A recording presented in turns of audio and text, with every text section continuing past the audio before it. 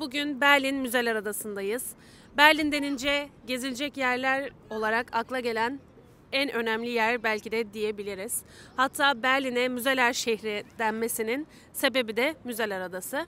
Müzeler Adası 19. yüzyılda sanat eserlerini halka açmak için yapılmış ve içerisinde 5 büyük müzeyi barındırıyor. İsmi de zaten buradan geliyor. Bu 5 büyük müzeyi isim sayacak olursak, bir tanesi Ulusal Galeri, bir tanesi Yeni Müze, bir tanesi Eski Müze, bir tanesi Pergamon Müzesi. Bununla ilgili hemen bir dipnot düşmek istiyorum. Bu müze 2027 yılına kadar maalesef kapalı. Eğer o seneye kadar buraya gelirseniz orayı ne yazık ki ziyaret edemeyeceksiniz. Onun dışında Bode Müzesi'ni gezebilirsiniz. Müzeler Adası 19. yüzyılda inşa edilmiş, yapılmış. 1999 yılında da UNESCO Dünya Miras Listesi'ne dahil olmuş. Biz Müzeler Adası'nı gezmeye buradan başlıyoruz. Yani hemen sol tarafımızda Pergamon Müzesi var. Zaten bu 5 büyük müze birbirlerine çok yakınlar. Yürüyerek hepsini çok rahatlıkla gezebilirsiniz. Biz gezmeye buradan başlıyoruz. Fakat ben gezmeye Brandenburg Kapısı'ndan başlamasını kesinlikle tavsiye ediyorum. Pergamon Müzesi'nin yanındayız. Fakat Pergamon Müzesi'nden bahsetmeden önce şunu söylemek istiyorum. Pergamon Müzesi 2027 yılına kadar tadilatta. Ne yazık ki 2027 yılına kadar bu müzeyi gezemeyeceksiniz. 1930 yılında tamamlanan bu müzenin içerisinde antik dünyanın en önemli eserleri sergileniyor. Hatta içinde bulunan Zeus'una zamanında Türkiye'den Almanya'ya getirilmiş. Şu anda da içeride sergileniyor. Müzeler Adası'ndaki sıradaki durağımız aynı zamanda da Pergamon Müzesi'nin hemen sol tarafında bitişiğinde bulunuyor. Burası Bode Müzesi. Almanca ismiyle de Bode Museum. 1904 yılında açılan Bode Museum'un içerisinde Bizans sanatı ve Rönesans'tan Barok dönemine kadar uzanan Avrupa heykel koleksiyonlarına ev sahipliği yapıyor. Buraya kadar gelmişken hem müzeyi gezmenizi hem de müzenin içerisinde yer alan kafede bir kahve içmenizi tavsiye ediyoruz. Gelin sizin için oluşturduğum Müzeler Adası'ndaki rotamızdan devam edelim.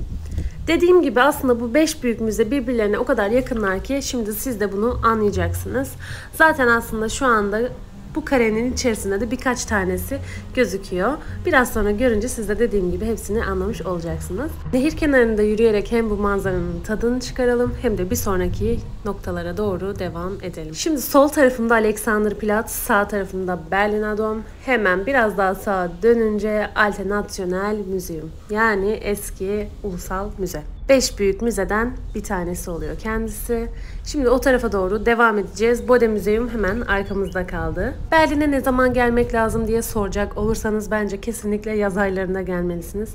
Çünkü bahar aylarında Berlin'in havası pek belli olmuyor. Bir güneşli, bir yağmurlu olabilir. Nehir kenarında yer alan bu anıt Alman eğitimci olan Die Sterweg'i onurlandırmak için yapılmış. Nehir kenarında yine dümdüz gitmeye devam ederken size şunu da göstermek istiyorum. Sağ tarafta gördüğünüz gemi gibi birçok gemi var burada. Bazıları yemekli, bazıları yemeksiz, onu siz tercih ediyorsunuz. Rotalarına da karar verebiliyorsunuz. Bunlar gezi gemileri. Bunlara bence mutlaka binmelisiniz. Bu heykellerle de burada fotoğraf olmayan bir tek biz kaldık sanırım. Nehrin bu tarafında oturup kahve içebileceğiniz, aynı zamanda da bu tarihi yerleri izleyebileceğiniz kafeler mevcut.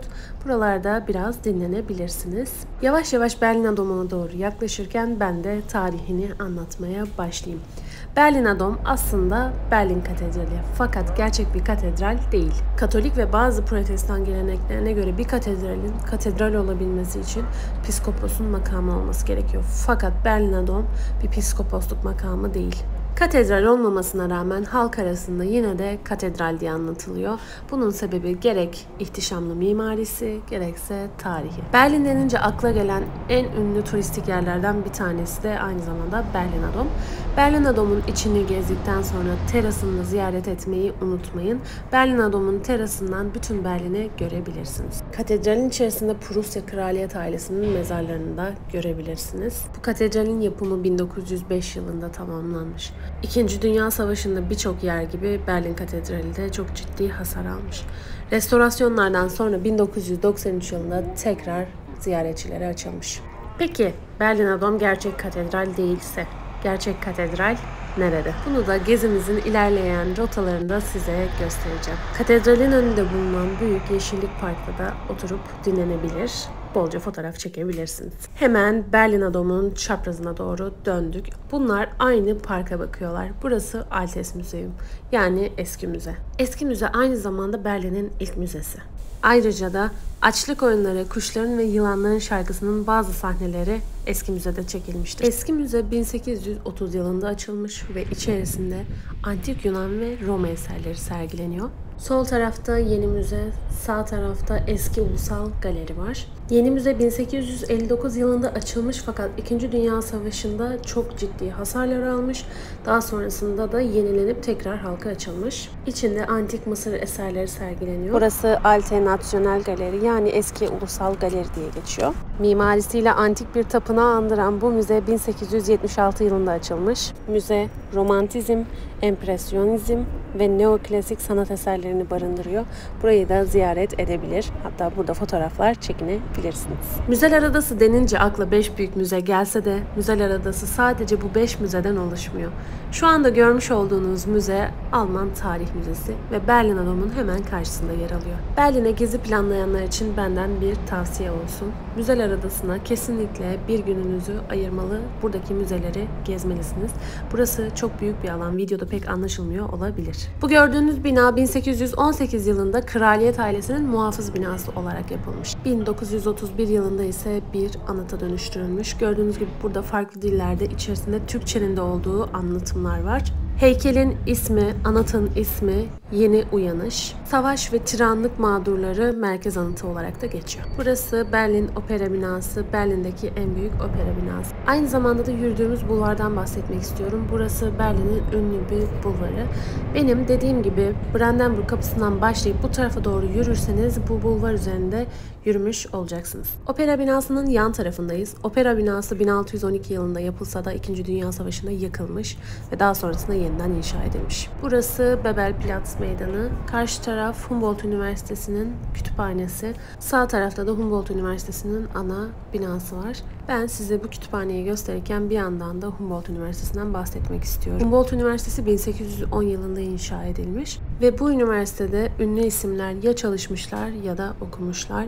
Hangi ünlü isimler? Karl Marx ve Albert Einstein. Ama bu meydanda olmamızın farklı bir sebebi daha var.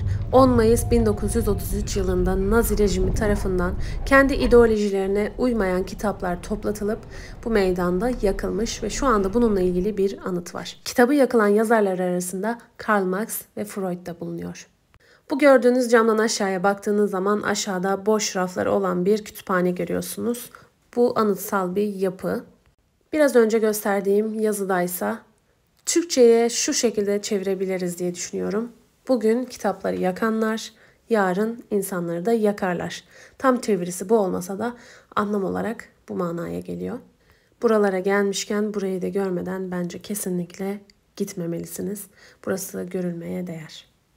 Bu mumları da Almanlar aslında bu olayı anmak için yakıyorlar. Ve size Berlin Katedrali'nin gerçek bir katedral olmadığından bahsetmiştim. Sizi gerçek katedrale getirdim. Burası aynı zamanda da Berlin'deki en yüksek rütbeye sahip Roma Kilisesi. Buranın inşaatına 1747 yılında başlanmış. İsmi ise Hedwig Katedrali.